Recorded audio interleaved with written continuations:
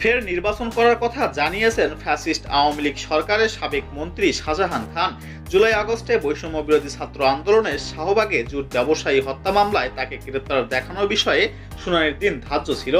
ওদিন আদালতে তোলার আগে সাবেক নৌ পরিবহন মন্ত্রী শাহজাহান খানকে আগামী নির্বাচন করবেন কিনা জানতে চাইলে তিনি সাংবাদিকদের বলেছেন, নির্বাচন অবশ্যই করব, নির্বাচন কেন করব না।